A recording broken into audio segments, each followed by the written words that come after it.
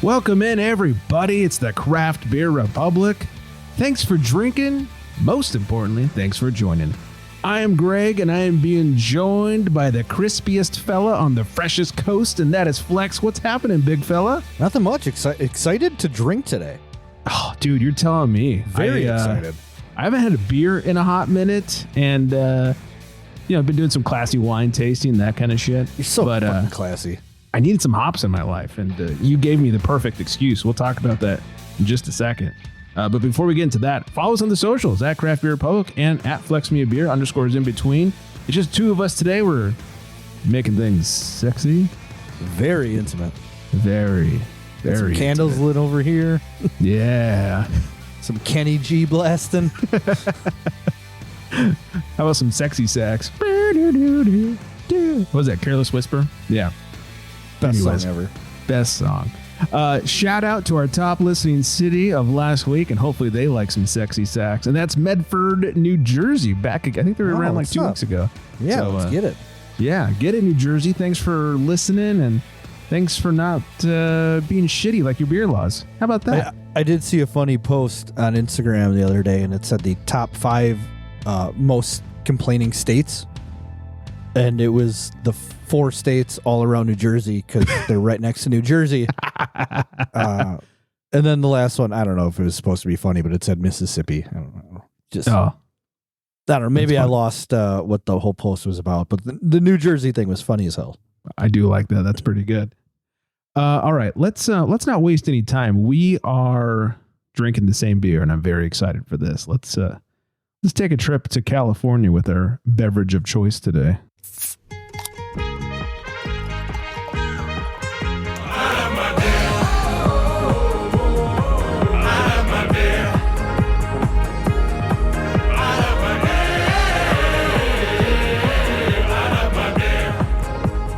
Oh, here we go. Flex I'm excited. told me I'm really excited for this one. He hasn't even taken a sip yet. No, I joke. haven't. I just wanted to wait for the show to happen. I love it. Flex told me the other day that he got this beer by way of his pilot friend and said, "Can you get one?" And I said, "Can I get one?" And so I rushed out to the store and I did get one. In fact, I found a whole pile of them, and I sent a picture of how easy it is to get in California to Flex, just to be a dick. I did think that was hilarious. But because of all this, we are drinking Russian River Brewing's Pliny the Elder. Thanks, Pilot Tom.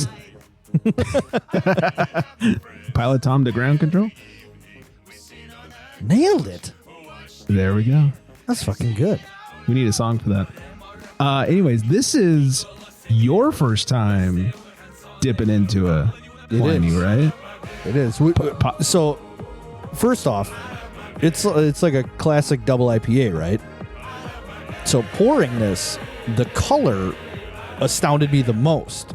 Oh. That it wasn't like that West Coast copper, God damn it. We'll talk about my glass in a second. Yeah, I just can't with that.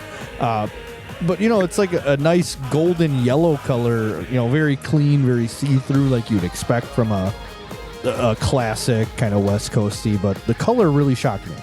Yeah, that real light straw color, very clear. It doesn't, doubles tend to be a little darker and caramelier, in my opinion, visually. And this one is not that. It's very crisp looking. I'm going to get a picture of the beer and the glass together for everybody because this is fantastic. But quick stats on the beer. Here, I should get Flex in the background of this. Just fantastic. Quick stats on the beer. Pliny the Elder. If you haven't had it, Russian River, 8%, 100 old school IBUs, has a 4.49 on Untapped out of over 294,000 ratings. Yeah, that's something to brag about. Yeah. On the bottle, it says Pliny the Elder was a Roman naturalist, scholar, historian, and author. In his writings, he refers to lupus solitarius, meaning wolf among scrubs, likely an early reference to hop vines growing wild among willows. Pliny the Elder died in 79 AD while saving people during the eruption of Mount Vesuvius. He was immortalized by his nephew and adopted son, Pliny the Younger. Pliny the Elder, the beer, is a full-bodied, hop-forward double IPA. Keep refrigerated and consumed fresh to best enjoy this beer's intense hop character. And I think they all have bottled on dates. Mine was January 3rd of this year. See, so I was shocked at this one. So I got this, it was almost a week and a half ago now. And I saved it for the show. I didn't want to crack it open before then. And I did get 2 bottles. So I could have, but I wanted to pop the cherry here. What a champ. Mine was $12.19. So you're looking at a week and a half ago today. And that pretty damn fresh. Yeah. Still at 3 weeks at that point, I think. Yeah. So it's pretty impressive. It's just over a day, over a month old right now. And yeah, as we drink. And it's been kept as refrigerated as possible. That's fantastic. Yeah, I mean, I've talked about this. Pliny is a great, solid beer. The one thing I always say is I like Blind Pig just a little bit better. It's their single IPA, where this is the double. Okay. But for being a double, I mean, Pliny is so crisp. It's, once again, for a double, very light, especially like in the mouthfeel. It doesn't stick. It's not super caramely. It's not a malt bomb like some of those, like Stone IPA type of beverages. It is just really crushable for an 8%er. Well, I'm excited. I mean, the aroma here, is super dank, and you really get that orange peel smell to it. Yeah. It's not like orange juice or like, juicy orange. It's like the actual skin of the fruit. So very, very nice smell on the old schnoz. And without further ado, we've wasted enough people's time. Warm it up. And here we go. Should make this a video podcast. That's pretty darn good. Yeah, this is fresh. That aroma follows 100% to the palate. Everything you smell is what you get on the tongue. This is a super solid beer. First sip. We'll dive right in quick. Take another one because it's a big bottle. It is a big bottle. What is the ounces on this bad boy? 17 and a quarter, I believe. Okay. That seems right. It's 501 milliliters. Yeah, it's kind of a weird total. Yeah. You can definitely taste the 100 IBUs. Yes. But like you said, it is not that lingering, that sticky, that teeth shattering. Mm-hmm. Yeah, it works really well. Yeah. It's pretty balanced. I would say extremely balanced. Yeah, for being that 100 IBU. I always make fun of intern Brian, lovingly, because this is one of his favorites. And he'd be like, hey, I got a Pliny today. And I'm like, yeah, everybody gets a Pliny nowadays, man. Like, no big deal. We know where to get them. That's awesome.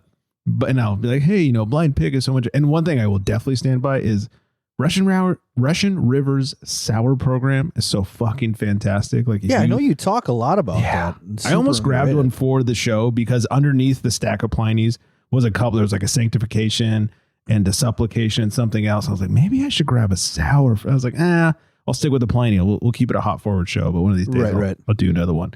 But yeah, this is a classic for a reason. It's a great beer, but if you haven't, do yourself a favor and have some of their other offerings as well. Yeah, I just want to give another quick shout out to Pilot Tom. He sent me a text. He said he was going to be out in is it Fresno or something like that? I can't remember where he said. Or as we call it out here, Fresno. Maybe, yeah, who knows? I don't know. I can't remember where it was. San Jose? Shit. Maybe it was San Jose. It's better than Fresno. And he said, yeah, I'll look for some Pliny for you, And I said, hey, no big deal. Like, that's totally fine. And shoots me a text like a couple hours later. Said him and his buddy walked to a shop like a mile away from their hotel. And the guy had cases of it in his cooler. So they bought an entire case of it and split the case. Nice. And he did hook me up with a couple of the STS pills. Oh, that's a great one. So I was able to I did treat myself to that one already. And it was very enjoyable. Super solid offering. Super solid, super crisp, a little hoppy on that. Yeah, on the back end, it's a little bit hoppy, a little lingery bitterness, which I didn't expect, but it was very enjoyable.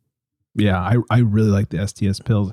And if you ever get your hands on the Happy Hops, that's a great one. You sent me that one once. Did I? Okay, good. Yes. Good. That's a great one. That one was good. I enjoyed that thoroughly. There was a brief moment in time where they must have been pushing Happy Hops really hard. It was the easiest beer from Russian River to find. Like, it was everywhere. No Pliny, no Blind Pig, but just piles of Happy Hops were showing up at stores. Oh. And it's such a good beer. I think it's so underrated. People always go for the Pliny, but Happy House is a great beer. Well, I forgot I actually had that one, so thank you for reminding me. You are more than welcome. Now, next up, I guess I'm going to have to find the blind pig. Yeah. Somehow. Find you some blind pig. The one thing I won't find you because I can't even find it is the younger. Yeah, Those I hear that's motherfuckers. the hardest one to get. Yeah, I've had a couple of versions. Most recently was... Is that the triple? Yeah. Okay. Honestly, I don't love it, not because it's not well made. Here we go. Here comes the hate mail. I don't love Pliny the Younger. It's great for what it is. It's a great triple IPA. It's just as balanced as this is, but a triple. I just don't like the bigger, heavier beers as much. It's just not my jam. That's all. Oh, there's nothing wrong with that. Yeah. But the last time I had it was actually Deb's birthday. And I think this was 2020, right before COVID started. We were brunching at one of our favorite brunch spots. And Brian got like a text or something from our friend, was like, hey, Younger is over at this other spot. We legit got up mid brunch and No way. left. Yeah, we just left and we went to this other spot and started pounding Youngers. Wow. Yeah. Those are, I think, like 12% or some shit like that. So That sounds about right. yeah, it's good times. That was good. That was the last time I had it. So Those were the good old days. the good old days.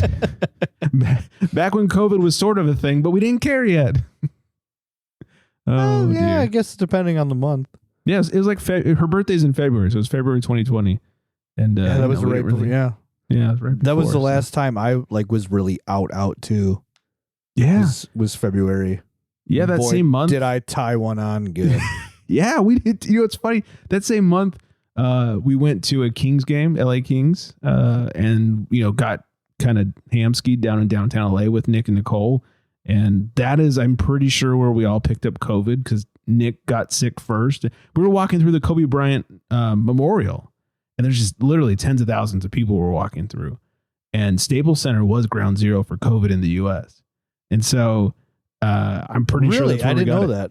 Yeah, I read this thing afterwards we're in the middle of COVID that said one of the first known cases was from one of the people working at the like food vendor or whatever inside Staples Center.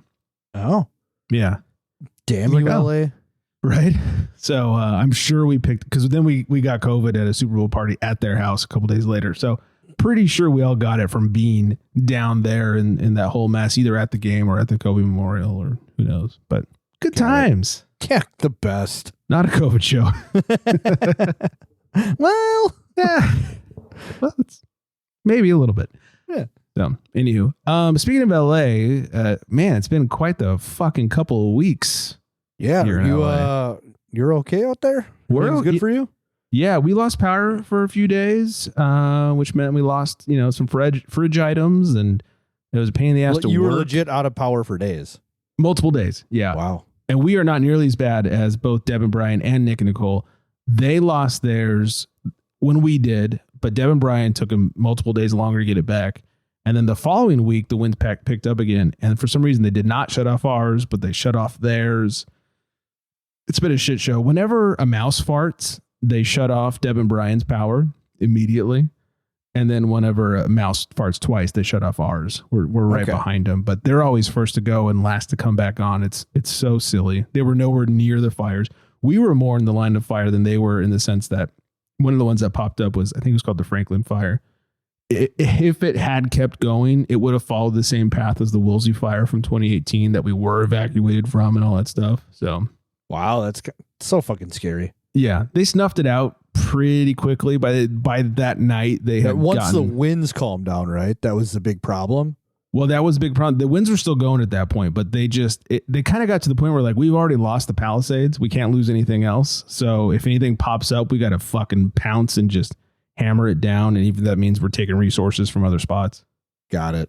Yeah, it's been insane. So I don't know anybody personally that have lost houses or lives. I have friends of friends who have, and it's fucking insane out here. I've seen all the devastation and the pictures and all that shit. And people are doing like drone footage. By the way, don't fly your drone in the middle of a fucking fire, you asshats. Did you see that one of the planes got damaged by a drone? No, I didn't. Canada sent down a couple of water dropping planes, and one of them a drone ran into and damaged it, so they had to ground it. It's like, you fucking idiots. So stupid. But anyways, I've seen some drone footage of like PCH, the highway along the coast. And for my entire life, it's like, look at all these houses on PCH, and they're just showing it's just rubble along the beach. It's insane. So horrible. Yeah. So it's been a crazy couple of weeks, and having to work wherever I can work when I don't have power, which obviously it's the least of worries. Yeah. How does that work for you? And like I spent a few days at my mom's house, brought my computer down and all that stuff, and worked from here with her crappy internet.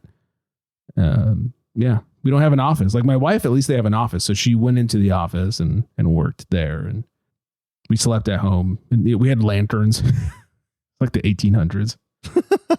Pioneer Greg. Yeah.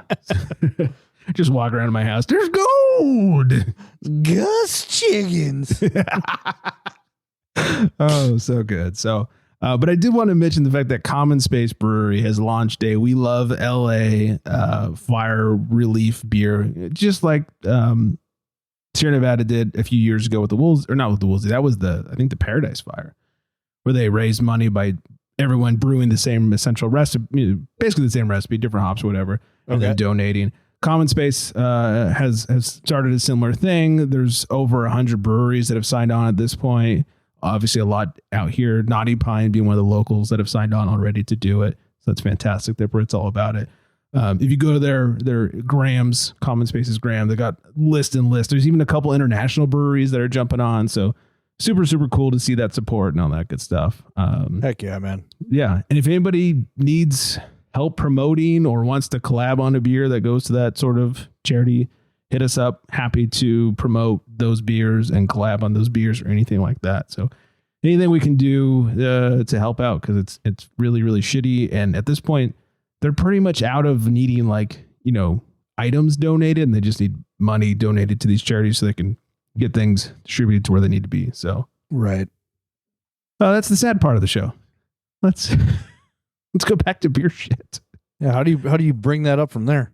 I have no fucking clue. So awkward transition. Got hit up by a listener on the gram the other day. Okay. Listener Jay said, "Hey CBR, you've referenced a local spot with an interesting beer selection at least twice now without giving us the name location. Where is it?" He goes on to say, also, if you're ever passing through Moore Park, which is out in our hood, that's where Integrin is, check out the beer cave at the Handy Mart on Princeton and Campus Park. Haven't been there. I'll have to check it out. I did not know which establishment he was asking me about. So I was like, are we talking bottle shop, a brewery? What are we talking here? And he gave me a couple of clues and eventually said, it's where Brian got that keg for free or $100, depending on if it was good or not. Yeah. So once he said that, I was like, oh, I know exactly what we're talking about. That's Stagecoach Liquors. They're in Newbury Park. And it's where I always used to get Pliny and Russian River beers back before they were quite so easy to find. So if you need some rare beers, they got some rare beers. You can walk into the fridge. Like the stuff they have facing the outside, it's, your basic shit. But you walk into the walk-in. That's the secret, man. A lot of places you walk, if they have a cooler like that, you walk into the cooler, and that's where they keep all the good stuff. Yeah, exactly. Even this one today, the Pliny, I went to Total Wine to get it. Like the thought of, it's so funny. I'm such an old school beer drinker. The thought of walking into Total Wine and getting a Pliny is like, wait, what? They never had that kind of shit. But I haven't been in a Total Wine in probably over a year. I usually avoid them. There is one cheap champagne that we really like if we're making mimosas, and we can only find it at Total Wine. So we'll usually go get that champagne. But for beer, I never go into Total Wine, but I was in the same parking lot and was like, I need this Pliny. Let's see if they got it. And sure enough, they had that whole pile of it. But that's like gnarly. That's gnarly fresh for you too. Yeah. Like the Pliny that was fresh there, which that's, I don't know how Total Wine is by you guys, but by me, it's like a fucking church rummage sale. Yeah. It's a little like the Tavor basement. Right. So it's like sometimes you'll find beers that are like 2 years old, and like, how do you not have this on the shitty, not even sale clearance rack? That's not even a real sale, or, it's like $2 off this 4-pack because it's a year and a half old. Nobody's going to buy that. Enjoy our new Stone Notorious POG. Yeah. Yeah. Hasn't been out in 4 years. I remember I had a gift card that was burning a hole in my wallet. It was like, I don't know, like $25, $30. I'm like, all right, let's try and get some bang for my buck. and I walked out with 3 4-packs. 2 of them weren't even good, but I think I got them all within like 3 months of the can-on date. And I was pretty psyched about that. Yeah, that's pretty good for Total Wine. That's what I was aiming for. But they were all local stuff. None of them were, out of state Sure. distribution. So I will say, I went in for the Pliny. I didn't need anything else, but I did start just walking down the beer aisle just to see what they had. And I wonder if they're making an effort now, because they had some good. First of all, they had a bunch of freshies from Malibu Brewing. I was super stoked to see Malibu on the shelves, and that is awesome for them. Yeah, the fact that they were fresh. They had some pretty new looking releases. I just checked a couple of random can dates, and they were within a month, and I was like, well, that's pretty good. So maybe that is pretty good. Yeah, maybe they're trying to turn things around. Yeah, but I will not buy anything there that doesn't have a date on the can. Yeah, that's smart. Yeah, that's like my one rule at Total Wine. Don't you legally have to put the date on? Some of just like some soda companies usually do it. A couple other food brand companies, they put like these weird codes on it, and it's not actually like a Best By date or like a born on date. You have to like look up the code to know what it meant. Right. And then even some some 4-packs, they just don't have shit on the bottom of the cans at all. So I don't understand what laws, because there's also some beers, forgot which ones they are. Some of them are local. I know a lot of Spotted Cow stuff, or New Glarus. They don't have the ABVs listed on their bottles. Oh. Which I thought that was a law as well. Yeah. But I've definitely seen that with like some local places where they don't pop that on. I wonder if certain states don't have that law, so they get away with it. Well, and I'm wondering if Wisconsin is one of them. Right. Because Eagle Park, this was a few weeks back, they dropped a slush beer that they hadn't come out with in 3 years. So I was like, you know what? Last time they dropped it, it was fucking delicious. So I went and picked up a 4-pack. But the whole thing with 450 and the ABV gate, and they were saying these slushy beers had super high ABVs when they scientifically actually didn't. Right. So I know Eagle Park stopped putting the ABVs on their slush beers because they couldn't have like an accurate calculation of how much alcohol was in said can. So they don't pop the ABV on those anymore. That seems like it's got to be against. Who knows? It must vary by state. But you'd think, especially like if a state, California, requires you to have it on there, even if it was from a different state that doesn't, in order to import it into the state, you to sell it in the state, it would have to have it on there. Who knows? Somebody that knows more about this shit, like the drinking lawyer. Somebody let us know like how this works. We need some help over here. That would be wonderful. Yeah. One other thing I'll say about Total Wine before we completely get off the subject is, I was pleasantly surprised. I'm walking through the beer aisle just looking to see what's there, and I was like, oh, there was a surprisingly attractive female by herself, just cruising the beer cans, looking at some really tasty, not basic shit, checking dates. I was like, And you said, Shannon, what are you doing here? That's exactly what I said. I certainly didn't question life choices from earlier in life. We call those life ruiners. Yeah, but I was pleasantly surprised. So keep checking those dates, ladies and guys. Let's not be racist here. All right, let's move on before I get myself in more trouble.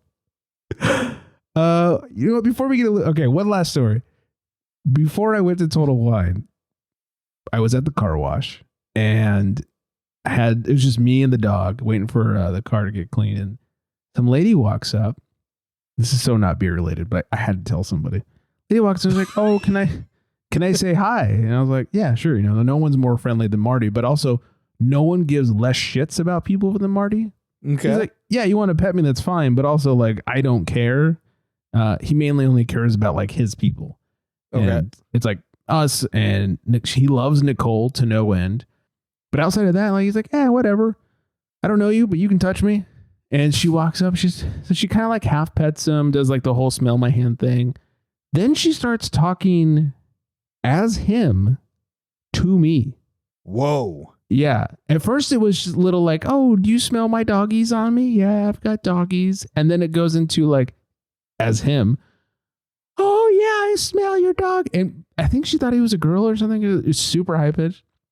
Oh yeah, I smell your doggies. You must have a big dog because I smell a big dog on you. And I wish you had doggies with you so I could play with them. I was like, what my gosh. And then she just keeps looking up at me like, waiting for me to say something. I was like, I got nothing to say other than you're fucking crazy. So you don't want me to say anything. It was so weird. I would say that's weird. You're sitting in your car waiting to get the car wash? No. Like we were out of the car. The car was, going through.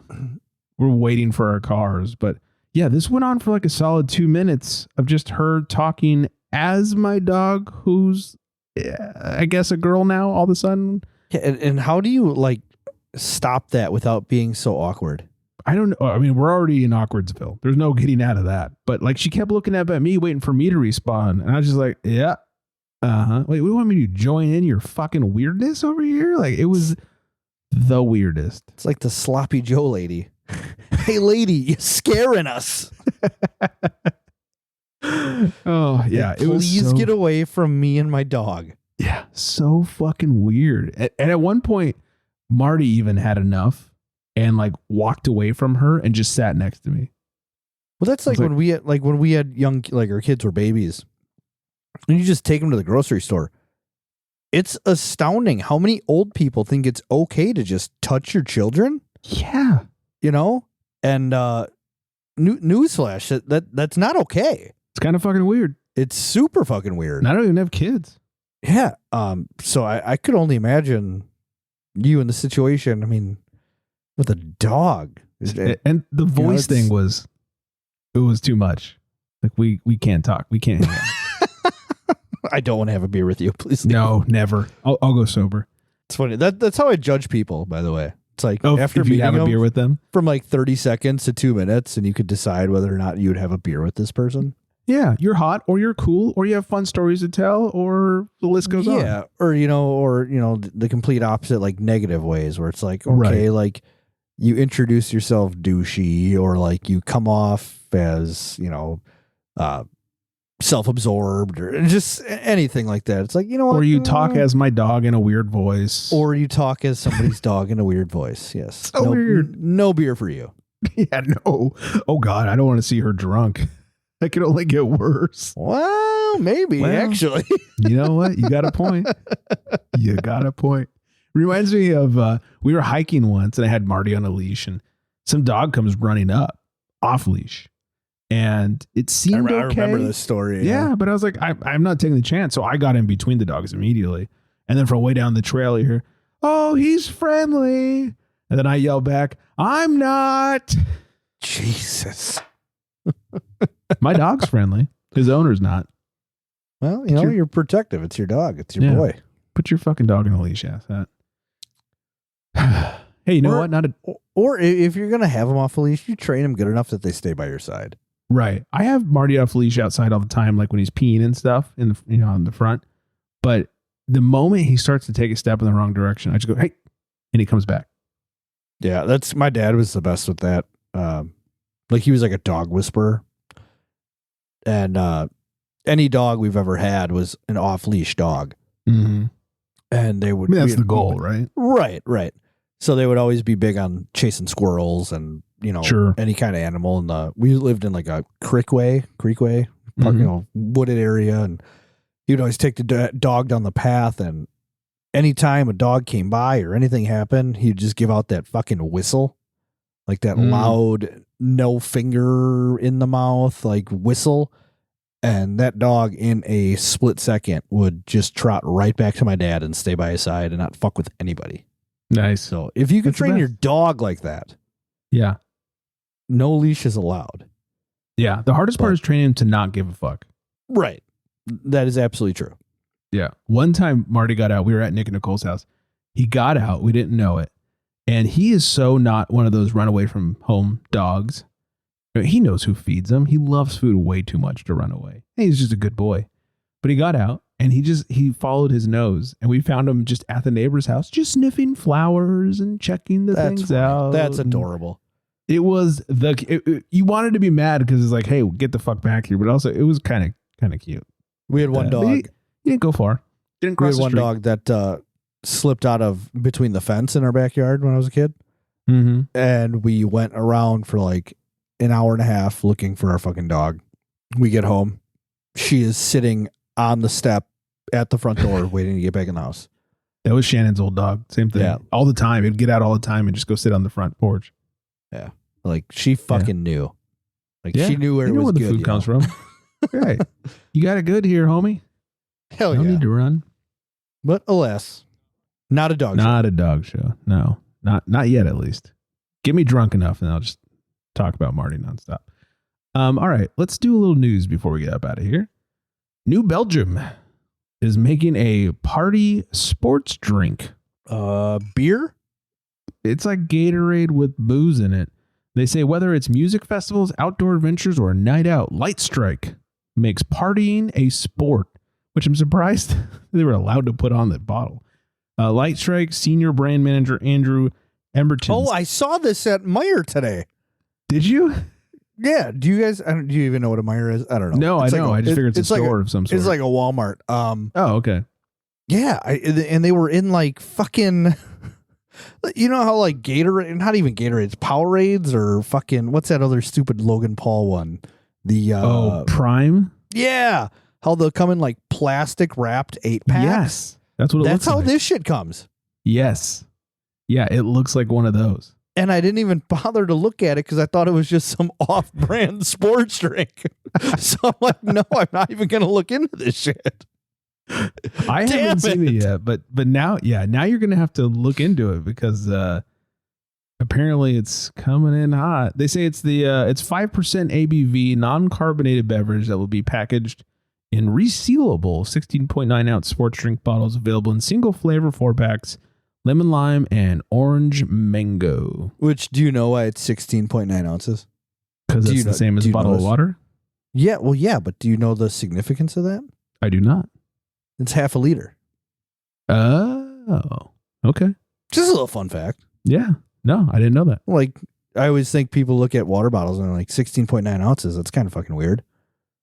I just thought it was their way of getting 69 on a bottle. Yeah, no, you just never think about it because a liter is 33.8 ounces, and not a lot of people know that either. Bingo, bango, numbers. Can I get a liter of cola? I don't know what that is. Liter of cola? Do we have liter of cola? Brilliant. Fuck it. I'll take a large farva. What else? Oh, up in your hood, Leinenkugels. The Leinenkugels as in the family, not the brewery. I read about this. Yeah, they're trying to buy back their brewery. Yeah, I saw this. And so far, there has been no response, I believe. Yeah, they said they submitted a formal proposal to Molson Coors asking the company to engage in a non-disclosure agreement to kick off discussions about acquiring the brewery with the goal of maintaining its operations under Leinenkugel family leadership. Oh, it goes on to say, the family sold the brewery in 1988 to Miller Brewing Company. I didn't realize it was that long ago, 1988. Yeah. That request was declined on January 6th from somebody who stated the company remains fully committed to the Leinenkugel's brand. A follow-up request on January 8th was left unanswered as of January 15th. The Leinenkugels wrote that they remain optimistic that Molson Coors leadership will reconsider our proposal and engage in meaningful discussions about safeguarding this important part of our heritage. They also put a huge post on LinkedIn, which I don't think anybody wants to hear me read out loud, but they are asking for Molson Coors to sell them their shit back because they don't want people to lose their jobs because they shuttered the brewery as of a couple days ago, I believe. Right. Yeah. Yeah. Something also I didn't know. I didn't realize Summer Shandy was as recent as 2007. Oh, really? Yeah. Neither did I. That kind of blew my mind as I was reading that article. But you probably became of drinking age in what, like 09-ish? Correct. All right. So to you, your entire drinking career, it's existed. Yeah, but it's like when you start drinking beer, you just assume that the beer you're drinking has been around for... It's true. For whenever. Yeah. No, you're not wrong. Thought thought that was kind of a fun fact. Yeah, I mean, I was like, if you told me summer shandy, like, I don't know, 90s? Right. Who fucking knows? Yeah. Who knows? Yeah. Now you know. Now you know. I pulled this story because I just thought it was funny. Jim Koch of Boston Beer Company. Sam Adams guy, yeah. Yeah, Sam Adams guy. Says that Hard Mountain Dew will be the most successful crossover brand from non-alcoholic beverages. I don't think so, because they got lightning strike. And all they've been doing is losing money ever since they started this in 22. Boston Beer Company founder and chairman Jim Koch said of the flavored malt beverage brand, looking into his 2030 crystal ball Monday during day 2 of Beer Business Daily's Beer, Wine, and Spirits Summit in Palm Beach, Florida, he emphasized that it takes time to build these things, so he doesn't worry himself over year quarterly comps, something he acknowledged that he has the luxury to mostly ignore as he owns all voting shares of the company. He says, what I'm worried about is how I make the company more valuable in 5 years. That I worry about a lot. The Boston Beer Co. and PepsiCo launched Hard Mountain Dew in early 22, with PepsiCo initially handling distribution. Blah, blah, blah. Talks about distribution. But yeah, I love that. It's going to be the best or the most successful crossover brand. I don't want regular Mountain Dew. What makes you think I want Hard Mountain Dew? Right. I tell you what, I did have, so I couldn't tell you the last time I had a regular Mountain Dew. Same. So about 2 weeks ago, I said, you know what? It's been a while. It's been a while. Damn it. It really hit. Did it? But okay, it was like a one and done thing. Oh, you weren't left needing more. Because then I had one a couple days later because I was like, man, that was really good the other day. I had the second one a couple days later and I said, yeah, this is all right. Mm-hmm. So I think the key to Mountain Dew is just not drinking it for a long time and then just having one. Yes. They're going to be so rich with your once a decade Mountain Dew drinking. Yeah. Maybe I'll try it. I probably won't. Maybe I guess I'd try. I tried a fucking eggnog buzzball. I guess I could try Hard Mountain Dew. Yeah, that's true. I have had there's like a Code Red seltzer that a company put out. Had it at a share. It wasn't great. So I don't know how a Mountain Dew alcoholic beverage would be. Probably not great. Probably not. Sounds very sugary as well. I will say the first time I ever got drunk was not even Mountain Dew. It was knockoff Mountain Dew, like the Albertsons brand. Oh, I was hoping you were going to say MDX. Oh, how do you remember? Do you remember those? No. Oh, it was like the Mountain Dew energy drink. Oh no, this was Mountain Dew, but knockoff brand. So every store has like their own fake name. So it was like Mountain Breeze and Mountain Mist, Mountain Drip, or Mountain Drizzle, and Mountain Facial. Damn it. Send us your best fake Mountain Dew names at mail@craftbeerpublic.com. Damn it. Mountain Butt Stuff. But yeah, I would. Well, that sounds like some West Virginia shit right there. It really does. Mountain Cousin Butt Stuff. West Virginia.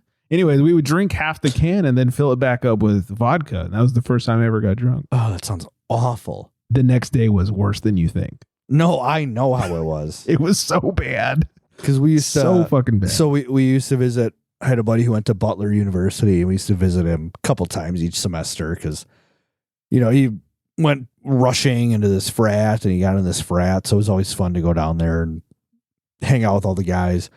Well, they would do this trip every year to Cabo, and they discovered these drinks called Adios Motherfuckers. Oh, AMFs, yeah. Yeah, and they brought them back to Butler, but they would use MDX as the base.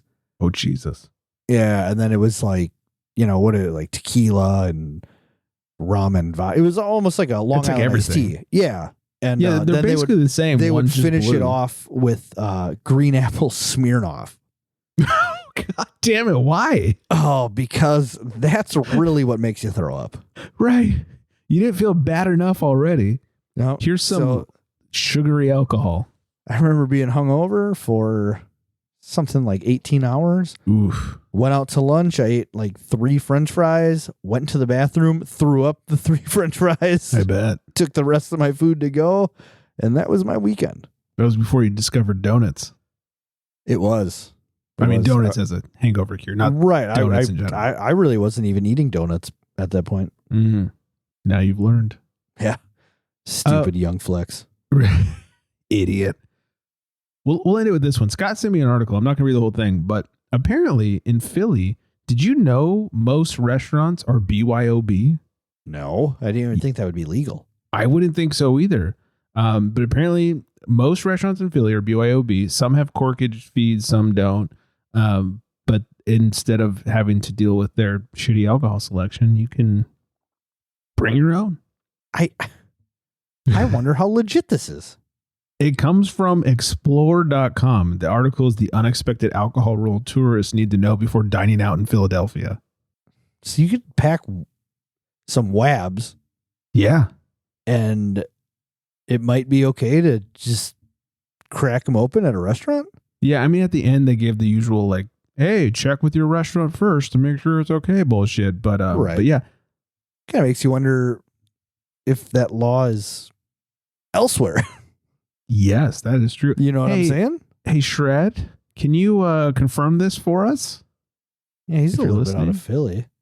No, but he's been to Philly more times than either of us have. That's true. Well, that's what I mean. It's like he's like a little bit out of Philly. Like that wasn't like an exact he's a little bit out. Like no, he's like a couple hours out of Philly. Right, exactly. So I wonder if he has this answer for us, because I was like, wait, what? I would love to be YOB everywhere I go. Fucking walk into a Taco Bell. But it's just Philadelphia? The article was Philadelphia only. Damn. I want more information. I also want a list of other cities I can do this in. Right. Feed me more. Yeah. All right, Ryback. Let's not a wrestling show. Not a wrestling show. Definitely not a Ryback show. No. That guy, what a fucking joke. And a bitch. All right. Well, let's pack things up over here. I got some more beers to drink and some things to get to, but most importantly, hi Vanessa. Hello, Vanessa. Hello. That was very I'm Elder Snow. Oh, I thought it was Mrs. Doubtfire. Bullshit. They quickly become the same. They do. Yeah. Anyways, we're some music over here. Oh, I love that movie, by the way, Forgetting Sarah Marshall. Both movies and Mrs. Doubtfire. So great. Anyways, give us the old follow on the socials at Craft Beer Republic, at FlexBeer _ in between. Mail at craftbeerrepublic.com. 805 Spirit Beer. I think that's just about everything. Yeah, take my eyes, but not the shirt. So good. Damn it. Bullshit.